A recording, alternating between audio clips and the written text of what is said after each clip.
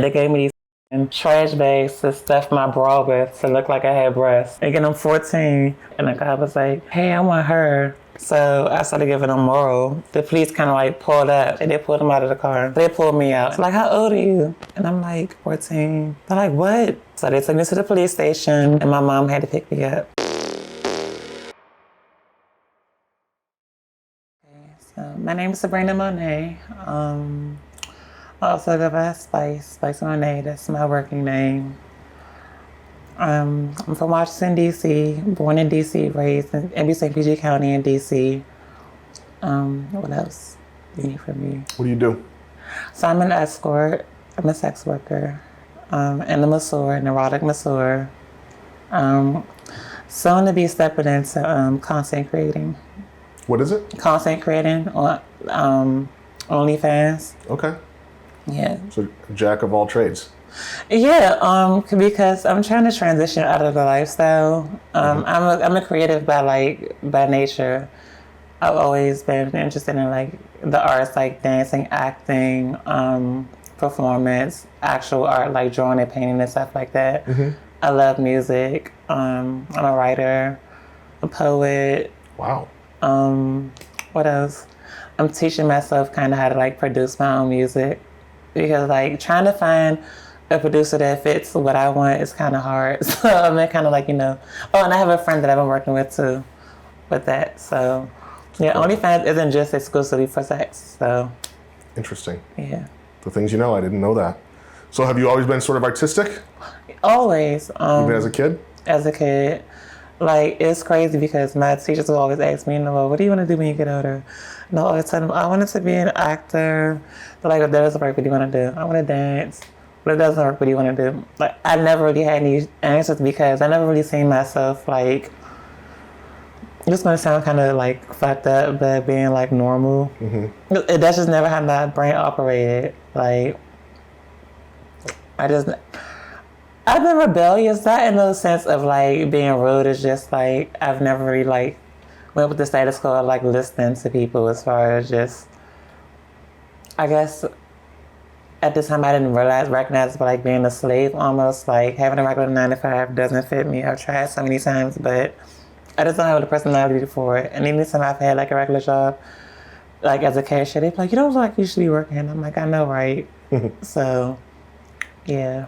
So you mentioned before we started filming, life was relatively normal aside from relationship with mom. Yeah. Like, can you talk about that a little bit and specifically what happened at 13? Yeah, so I didn't even build a courage to come out at 13. I had some neighborhood friends who kind of like knew what was going on. Actually, a lot of my family kind of just knew. As I've always, how I talk now, how I present myself, my mannerisms has always been the same. But I just was afraid to tell my mom. Like, I couldn't utter the words. So they were kind of like, we have to tell her. And I'm like, no. So, like, at the time, my grandmother was living with us. So imagine my mom's side is African, Nigerian, the Yoruba tribe. So I was extra scared to, like, tell them. So they just kind of like, tell her. And I'm like, looking at things, my mom's right there. She's like, tell me what? So I had to tell her. And so me and my mom's relationship has always been kind of like rocky. I've always kind of feared her, not in the way of like respect, but like actually fear. Because my mom, her way of reprimanding me was like actually abusing me.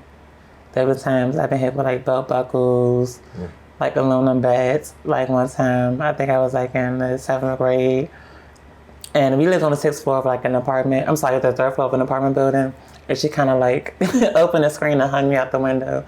At the time I was kind of tall, so I guess that was a way of kind of instilling fear in me, like, no matter how big you are, like, I'm still boss type thing. Wow.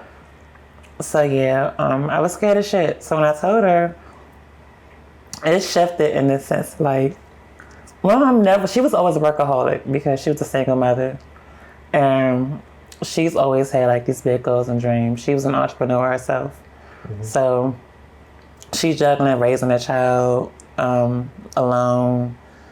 And at the time it was kind of problematic because her abusing me kind of turned into me like fucking kids up at school Like, I would never start shit, but I would definitely finish it. You know what I mean? I had no problem getting in fights.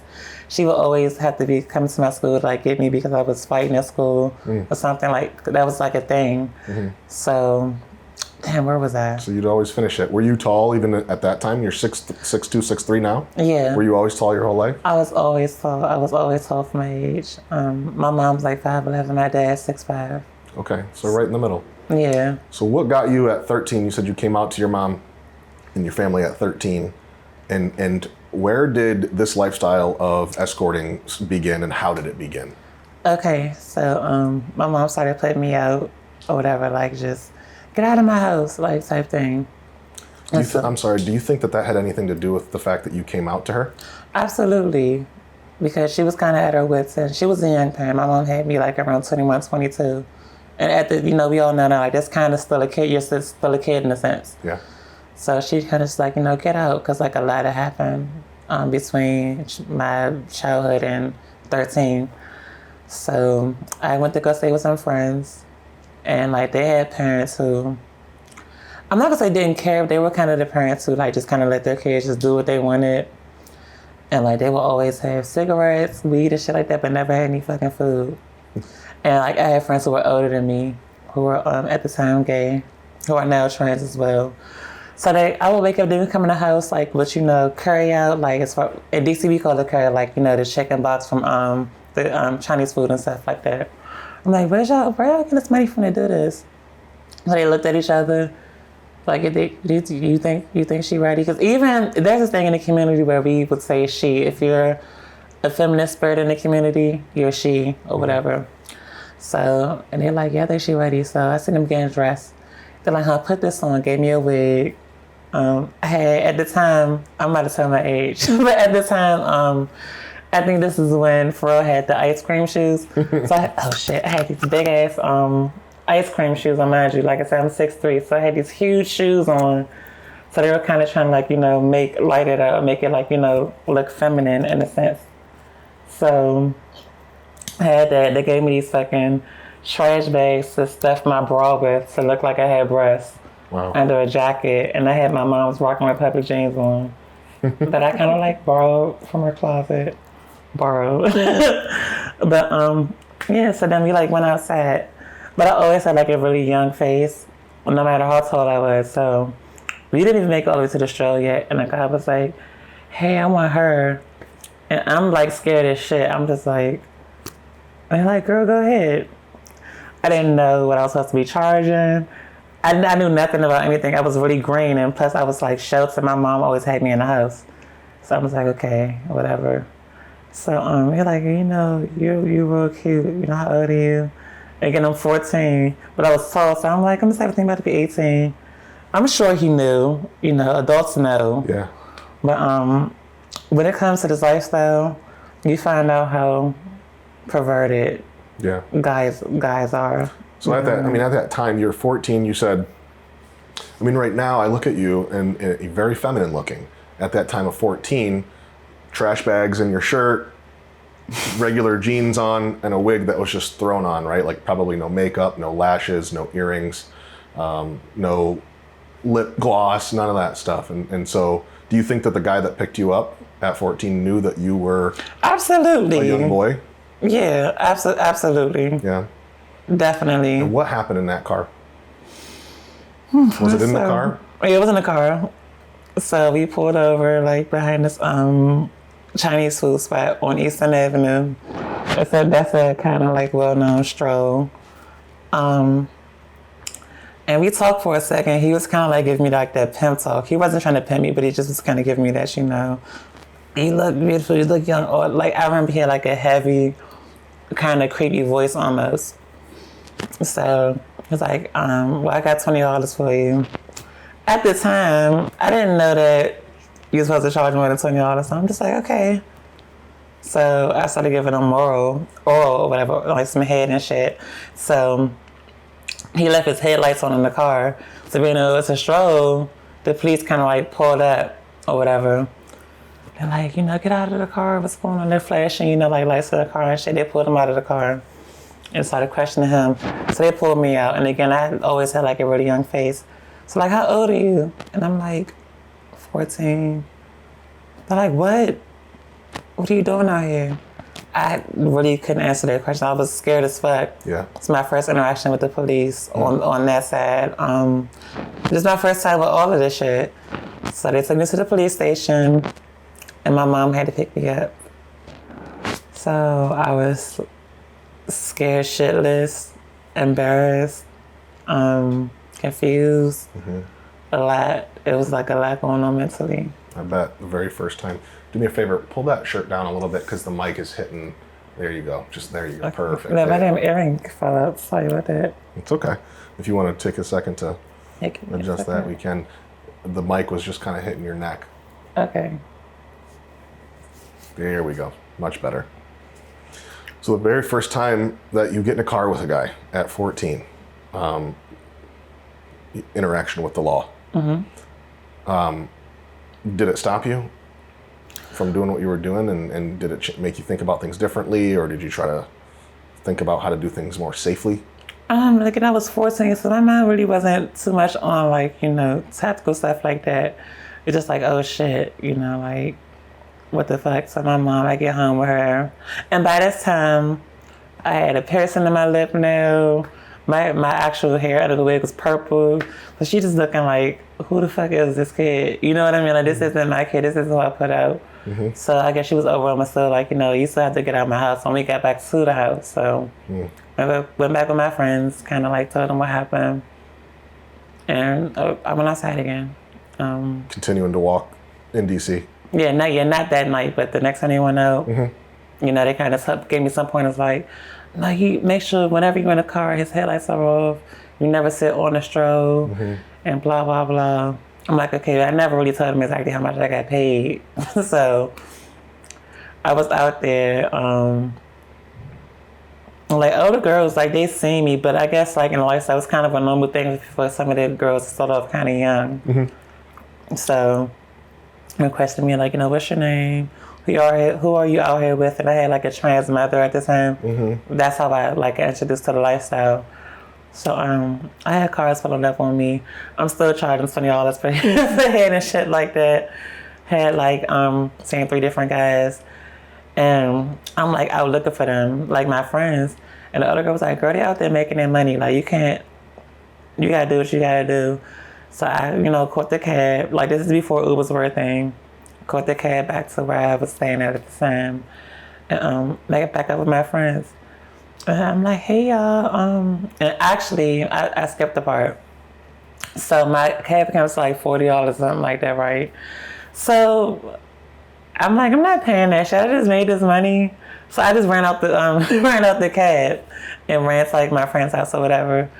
So yeah, real ratchet shit. Didn't get caught? No, he didn't catch good. me.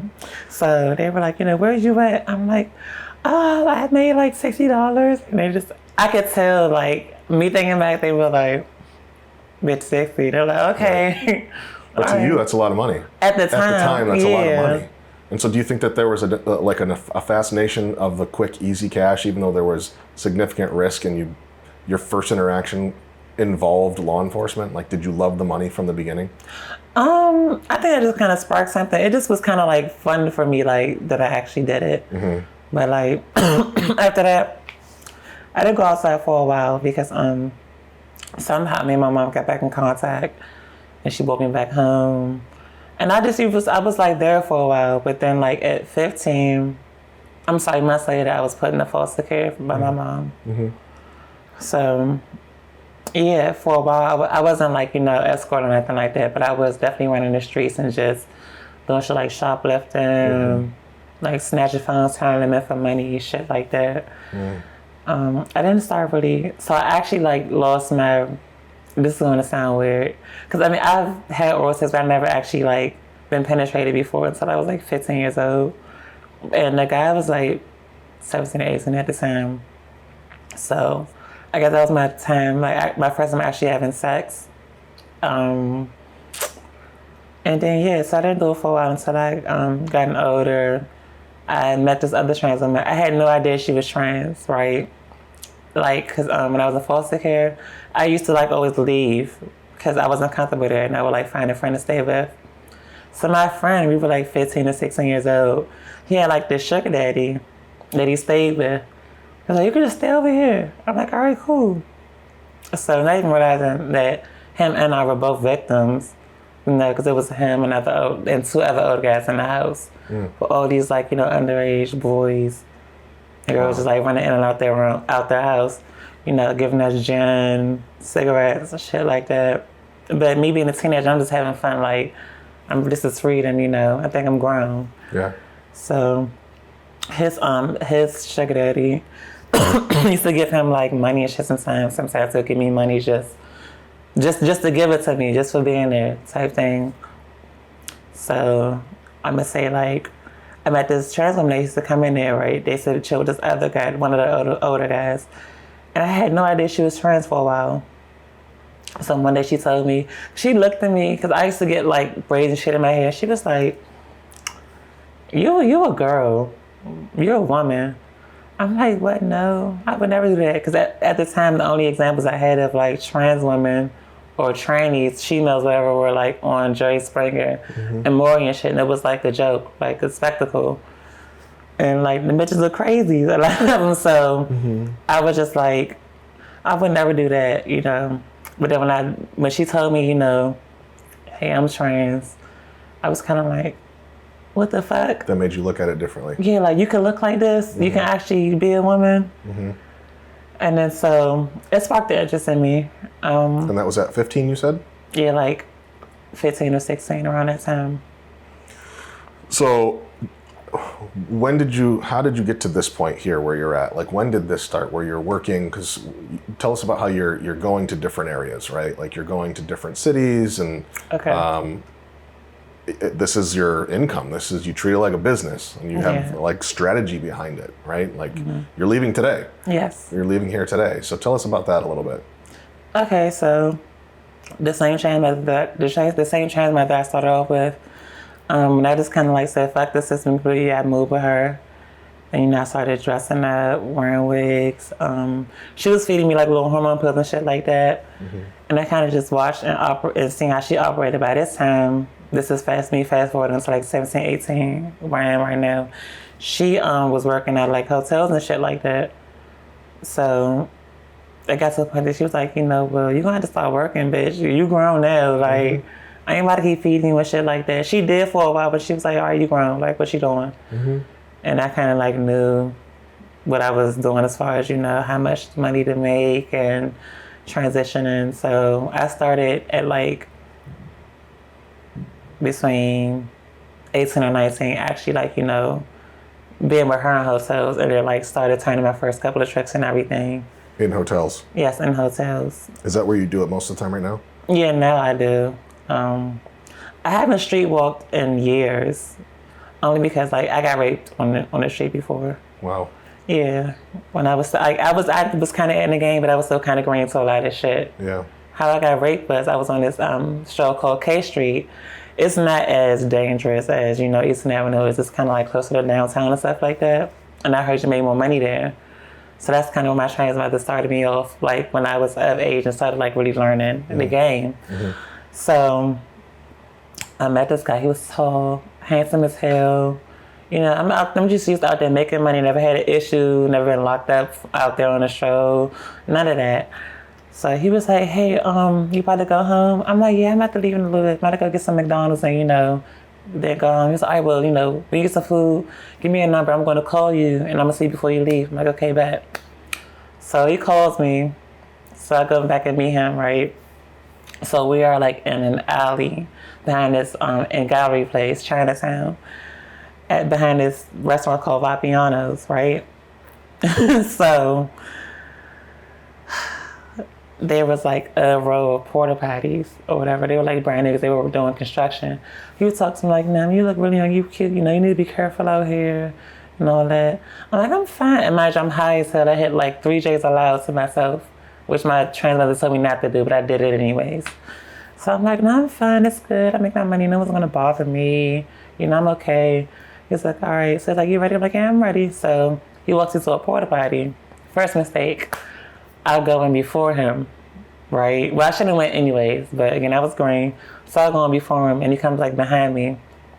So he locks the door and everything. So he's touching me and stuff. I'm like, I'm not starting with my money. He's like, oh, you're not? I'm like, no.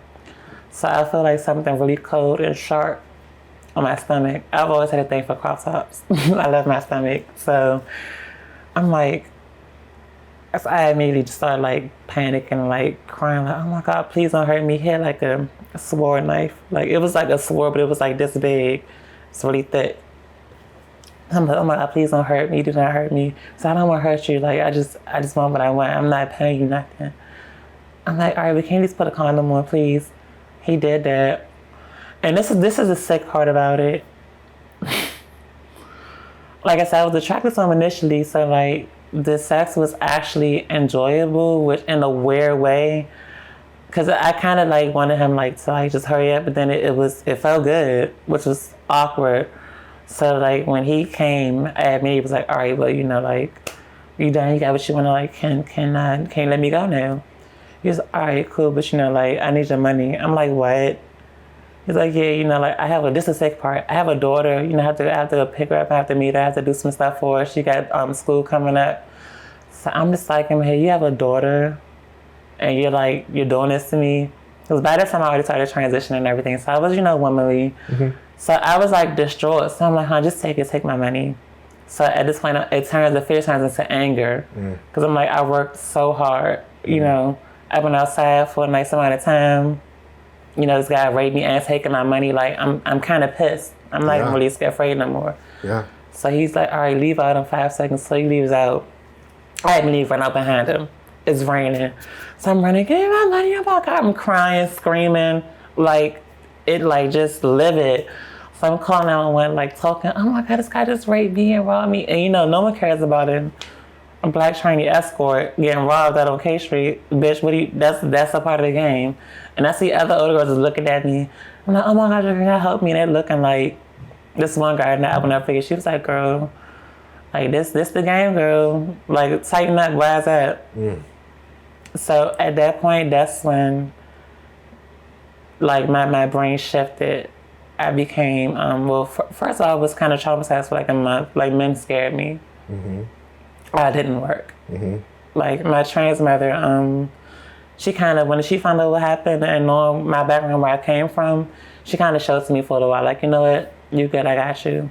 So when I got over that, I became a beast. Like, and not in the way of like wanting to hurt people, but just like, I felt like, what's the worst that can fucking happen? Like, it was almost like my innocence was taken. Because although I was escorting, I still was like innocent and green to the game, and people seen it. How old were you when that happened? I was like maybe 19 to 20, between 19 and 21. I would say like 19 to 20, around that time. And do you think in a weird way that was a good thing that happened to you? Because you said you came back from that like stronger. And you said you came out as a beast, like on top of your game. Like, do you think that was, I know that's like the craziest question in the world, because that should never happen. Nobody should ever have that happen to you. Right. But now that this is what you do you think that it helped you in any way, shape, or form in a weird way? Yeah.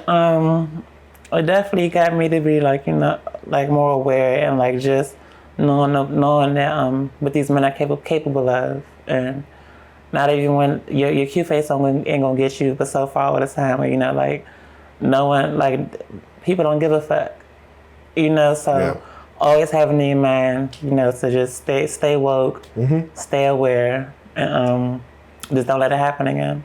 Have you ever had a pimp, or have you always been independent? I've always been independent. So, let me ask you this. So walking the streets of DC, what was like the most common type of guy that would pick you up? Was there like a certain kind? Like young, old, black, white, wealthy, not wealthy? Or have you seen a little bit of everything? And also now, what does that demographic look like? A little bit of everything. I'm gonna say prior to the whole surgery era, like, the BBLs and all that stuff, like, I was always sought after like by older, my age, black, white.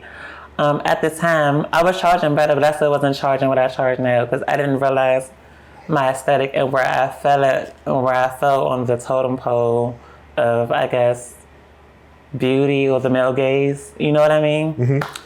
So I would get like, you know, some pretty good clients. I would have like a lot of white clients too, because I didn't realize, you know, me being tall and slender, mm-hmm. like, you know, with a bone structure, like I was considered model-less, which like mm-hmm. a lot of wealthier guys seek out. Yeah. You know. Yeah. So. You ever see any politicians out there in DC? You think? If I have, I would never know. Like, never get into those kind of details, what they do, or they probably wouldn't tell you if they were. Yeah, like they wouldn't tell me. Like I'm pretty sure I came across a few. Yeah. Was rolling recently. A guy from New York that was kind of like we haven't met face to face yet, but he used to like send me hella money. He told me he was part of like, you know, Trump's camp or whatever. Wow. And stuff like that. But like he showed me his picture like once, but it was like a disappearing picture on Instagram. Gotcha. Yeah, the whole separate Instagram and everything. Do you see women ever? No. Never in your life have you had a woman paid to be with you? They've tried, but I can't do it. Has a man ever gotten with you fully believing that you are a woman? Do you think that's ever happened? By mistake, yes. By mistake, really? And so what happened? Can you tell us about that situation where like pants came off and they saw it, and what was the reaction? Do you want to hear the hotel story or the show story? Tell us whatever one is, or both, whatever one you think is better. Okay, so the first one, I'll tell the hotel story. So I was living in Orlando, Maryland for a while with my grandma, and I'm just, you know, walking home. It was a little bit of nighttime. So me being tall and being androgynous, I always just assumed people like just knew, right? So a guy pulled over. He's like, hey, you know how much? And then, of course, in my head, of course he knows he's offering me money, you know. I'm like, hey, you know, it's such and such amount of money or whatever. He's like, all right, you know if any hotels around here? I'm like, yeah, it's a hotel right there. So we went to like the Deluxe Inn, which was like an hourly hotel in Orlando. So he paid for the room, we get in the room and stuff like that. So I'm getting undressed. Now, he was like a tall, older, handsome guy. I'm getting undressed and I'm like on the bed. So I see him kind of like pause for a second. But I'm thinking he's pausing because he's like marveling, just like, you know, admiring what he sees. So he keeps going, right? So we finished, and he's like, you know, you surprised me with that, right? I'm like, huh? So immediately I get scared. I'm like, oh my God, I'm so sorry. I don't trick people. Please don't hurt me. He's like, no, you're fine. Like, you good. I enjoyed myself. It's the first time for everything. It's nothing like that. You know, you just be safe out here. And just like, you know, start telling guys. I'm like, okay. So then the second time I was on K Street, and K Street is really long. So there's like a bridge that kind of separates two parts of it. I was on like the side where more of the females were, but like the trans women go right there too. So like, you know, there's DC, so guys like driving down the street, you know, drunk from the club, stuff like that. So a guy picks me up, I get in this car, we pull in behind AutoZone. So, you know, he gives me the money. We get in the back seat, you know, we started doing that. So he's fucking me from behind. So like, I feel him kind of like pause, and I feel him kind of reach, and I kind of feel there's a hand jump, but he keeps going. So we finished, and he turns on a light, and he looks at me, and then like he gets really close to my face. So I'm like, nigga, you good? Like, everything okay? He's like, that's fucking crazy. He's like, I'm not just fucking man. I'm like, oh my God, please don't kill me. Because like right at this time, we're in DC, like in the city, like Northeast near Trinidad. That area is not too safe, you know? Mm-hmm. So I'm like, oh my God, like, don't hurt me. He was like, nah, you good. Like, I'm drunk. I'm fucked up. It's not like, it's cool, you good. It's just, it'll probably never happen again. Like, he was like, but I don't know. Like, that's fucking crazy. So he realized it halfway through and realized it, paused for a second, and then kept going. Yeah, because like, what do you want to do, you know? I'm already doing it. This shit feel good. Like, I already paid this bitch. Like, you know, what I'm going to do? Well, I'm not going to say not all guys think like that. Like, luckily, I haven't been a victim of, you know, because I don't purposely go out and try to, like, trick people. Yeah. It just happened by accident. That's never happened, though, where someone, like, realizes it and they're just like, oh, my gosh, absolutely not. Get away. Get out of the car, whatever. Oh, yeah. Really? Actually happened recently. I wasn't in a car, but I was like in a hotel lobby to wait for my Uber. Some guy walks up to me, He's like, hey, you have really nice feet. I just want to know, like, are you staying here? I'm like, I'm about to leave. He's like, okay, well, I have like about $200 to $300. You know, if you let me suck your feet. I'm like, shit, sure, no problem. He like, for real? I'm like, yeah. Like, he just came up to you in the lobby and said, let me suck your feet. Literally, seriously, right? So he like takes like, you know, like a long stay at me. I don't know if like me being so willing to do it was like made him question it. He was like, are you like transgender or anything? And I'm like, yeah. I'm thinking he knows just because like the fact how you approach me, you're just asking me. Mm-hmm. So you must know. So then it's like, oh. I'm like, what? He's like, I don't know if I can do it. I'm like, these are the same fucking feet. Like, like, I need that 300 real quick. Like, fuck yeah. Like, it's the same feet. You know, same girl. You thought I was sexy and all that. Like, what's going on? Same feet. He's like, nah, I just can't do it. He's like, you're beautiful. I just can't. I can't. Wow. So you stopped. He walked out and like thought about it again. Yeah. It's like, nah, I can't. Like, yeah. I'm like, fuck. That was an easy 300. Yeah. All because I want to be fucking honest. Like, so feet stuff. What are some of the other crazy things that you've had some clients ask for? I've peed on men. I've stepped on balls. I spit on guys. Squeeze balls. I've had guys. This is the most cringiest thing for me because I haven't had my operation yet. But I've had guys on me like to kind of chew on it. Like on their penis, like chew on their dick a little bit. They want to chew on yours? No, they want me to. No, fuck no. Like, you know, give them head, but like kind of nibble and like chew on it. It's weird. What is the worst thing I've had happen to me? Oh, so there's like this like restraint that like I had me put on his balls one time. It kind of had me like tugging on it like a leash almost. And it was not hurting. He was like harder. And like, you know, I'm still kind of sensitive because I got my part now. So I'm like, you sure? He's like, yeah, fucking squeeze it. I'm like, oh my God, okay. Oh no, I fisted a guy one time. Wow. And you've got pretty big hands. You're 6'3". And you put your whole fist inside someone's. Yeah, it didn't start off like that though. Like, he kind of like eases me into it. So this is like when I started kind of realizing my worth when it comes to escorting. He was an older white guy, came and seen me. He was like, yeah, you know, you just give me some head and I just want to massage. I'm like, all right. He's like, yeah, you know, can you finger right? So I'm like, sure. So like over time, it's like, you know, 2 fingers, 3 fingers, 4 fingers. By the time and then he's giving me more money as the hours are going. Mm-hmm. So by the time I realized it, my fucking wrist was in his ass. So I'm like, oh, okay. Yeah, so. Wow. That's probably like the weirdest thing I've done. That's the weirdest thing? Yeah, I mean, of course, pee is fucking disgusting, mm-hmm. but I wouldn't want nobody peeing on me. Yeah, but me neither. But, I mean, like, you wouldn't pee on you know, for a couple hundred? Right. Be my guest. So how many of these, what would you say the percentages of the men that you see, how many of them do you think that this is just an absolute fantasy that they, you know, maybe they've got a wife at home and they're married and they just fantasize about being with a trans woman? 80%. 80% of them. If not 90%. 90% are married and live a lifestyle of like being straight, but fantasize about being with a trans woman. Mm-hmm. Wow. And the game has changed. Like when I first started, you know, they were actually coming to see you for the, you know, the woman you are. The guys that were interested in your dick were like, you know, the Caucasian guys and shit like that. But like times have changed. Do the OnlyFans, do the porn, and she-male being like a big thing. I like to say after the Caitlyn Jenner era, it became like really popular. Mm-hmm. Like the guys like are obsessed with dick now, or a chick with a dick, you know.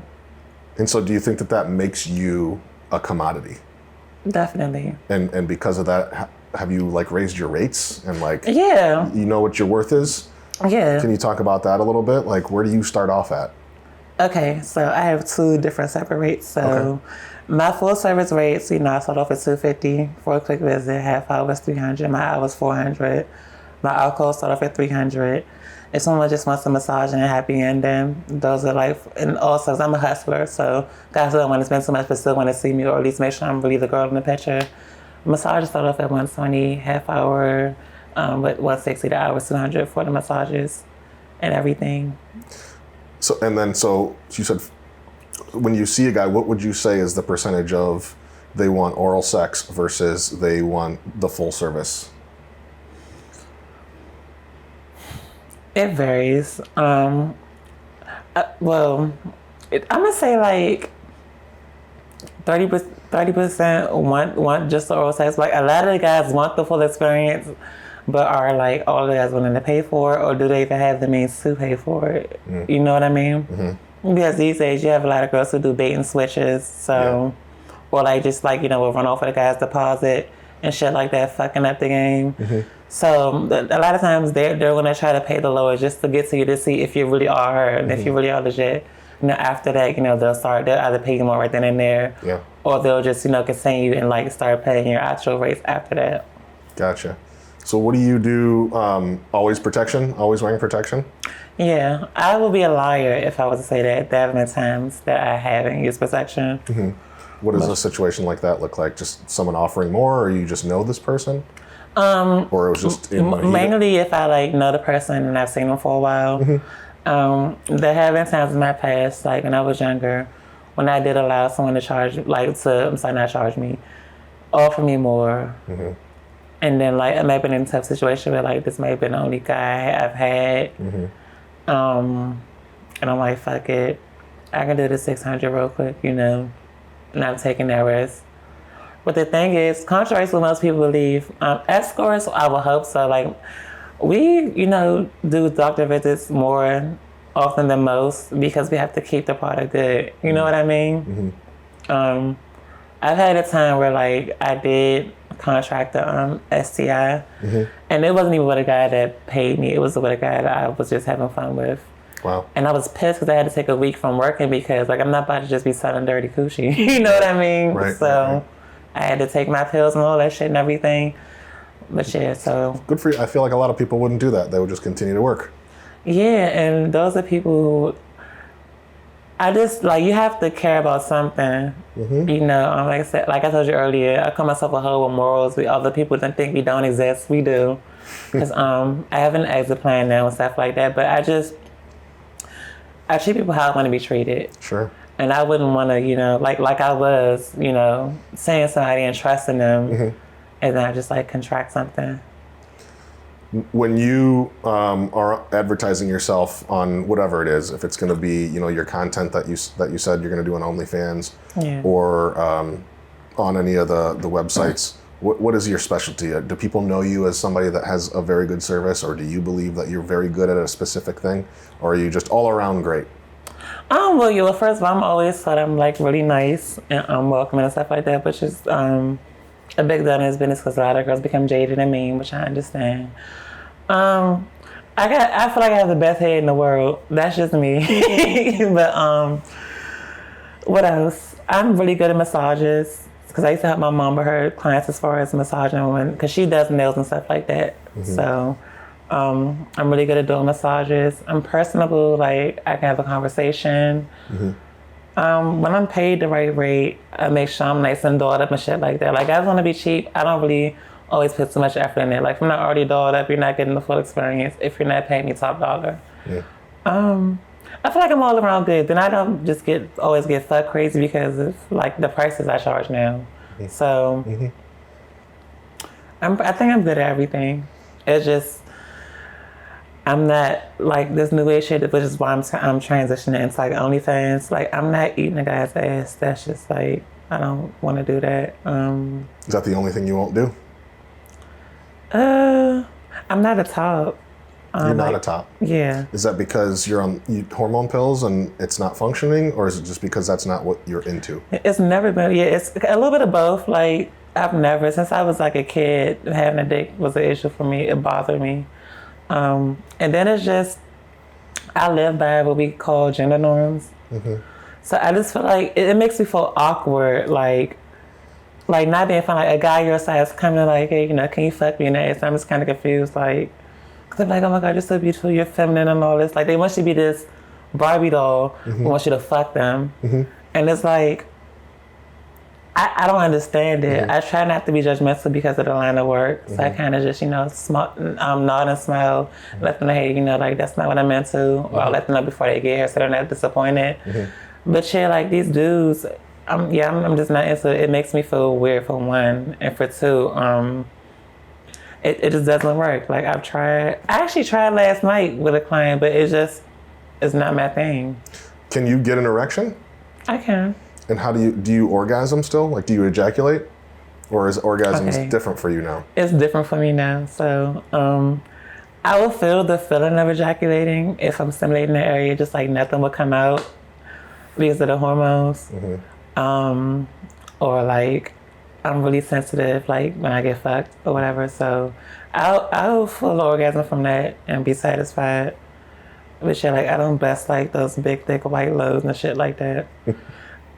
And I'm sorry, it's a small thing. Like, I would do want guys to realize, who are saying trans women, that, some girls, are lucky to have like just surgery alone and not take hormones and like look a certain way and are able to, give you those big white loads and shit like that.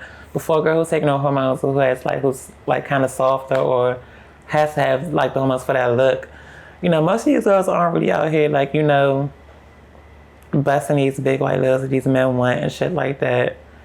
Like, that's the fantasy, but it's like, if like me, for myself, if I was like not taking hormones for a while and I just was like got myself to a point where I was able to do that, I'll be hard looking, like, just really masculine, like, and everything, and I wouldn't be desired anymore. So right, that makes sense. How much money would you say you make in a day? Like, what's a good day for you that you try to get to? Is there a certain number in your mind? Okay, so this has only been happening like in the past year, because I rebranded it in the past year. But like, and a good day for me, like the most I've made in a day, I've made about like close to 3,000 in a day. 3,000 every day? No, like on a good really day. Good day. Yeah, on an average day, like a regular day, like 1,100. On a bad day, either like, let's say like my lowest is maybe like 500. So on an average day, you said is 1,100. So on an average, you're making over $365,000 a year. I mean, if you think about it, Shem, right, to be honest, I just started being responsible like this year. Yeah. I just started saving money. But yeah. That's great. That's good money. Yeah. Do you have savings? Do you have some I savings? do now. I'm in Navy Federal. So. Yeah, so you said you're leaving and going to West Virginia today, right? Yes. Why West Virginia?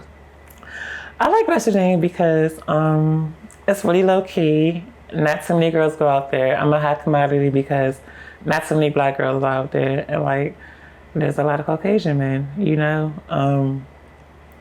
They're nice. They don't mind paying my rate because there aren't options of like, it's like the drug game. You'll have a guy who have like some good ass weed or whatever.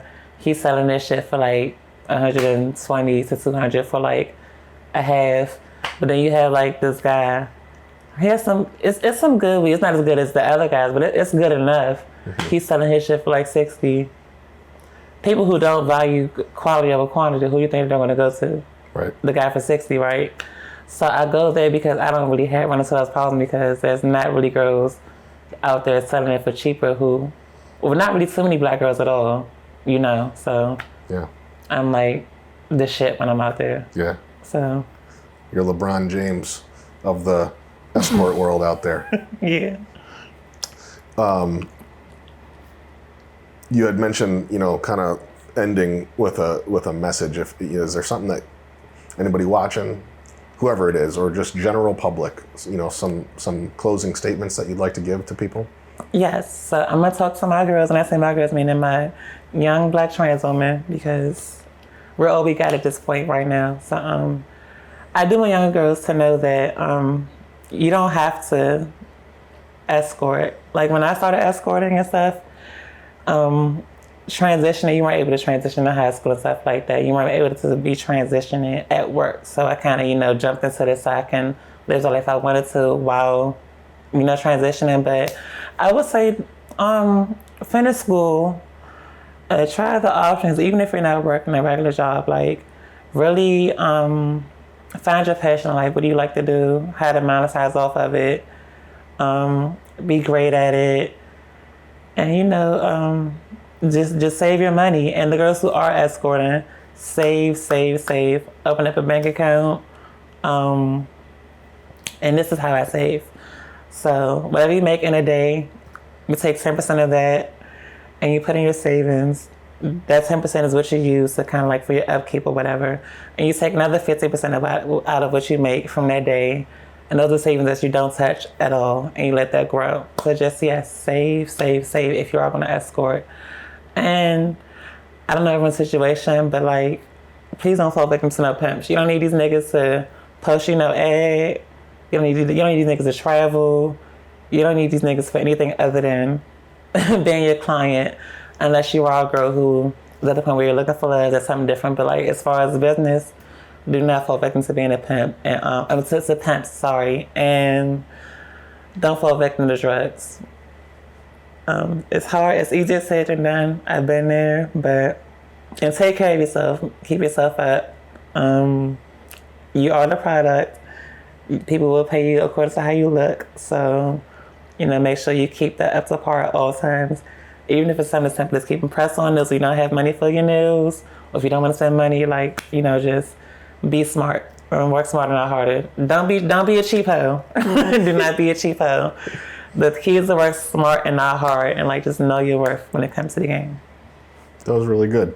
We always like to end our interviews with a question. If you had a magic wand and you could change anything right now and either stay exactly where you're at, or you maybe add a few things and keep doing what you're doing, or go to a completely different life, what would that look like if you could wave a magic wand and have your dream life? My dream life, I would have had my mom pay attention more to my dreams and my creativity when I was younger, to put me in different schools and programs to I guess build on my strengths in that, so that I could have already been ahead of the game and already been into that rather than escorting, because escorting has changed me for the better and the worse. I'm because now I'm so onto money. When I do date men or try to date a man outside of this, it's kind of hard because in my head he kind of owes me something. Mm. So I'm trying to get out of it because it's that's not good. But I would have definitely changed my childhood so that I can be in a different position. I would have never escorted. Do you want to continue to do this? No. So that's actually I'm starting my OnlyFans now because of how much the game has changed and the demands. I'm not willing to compromise my morals for. I don't care how much money it is. Mm-hmm. So I'm kind of, like I said, I'm creative. I'm into music, art, fashion, and all that stuff. So I have a guy that I'm kind of I'm not gonna say we're dating, but we're consistent sex partners, and I'll make videos with him. So that's a consistent income right there. So I don't have to really, meet different people and stuff like that. And I can get my sugar daddies and shit back. Because I do like being sex and I like making money off my sex appeal. Mm-hmm. But so I plan on you doing that and saving the money I'm saving now to kind of go towards going to the seamstress class, finishing and get my GED so that I can go to cosmetology school and esthetician and all that good stuff and get my license in massaging and everything.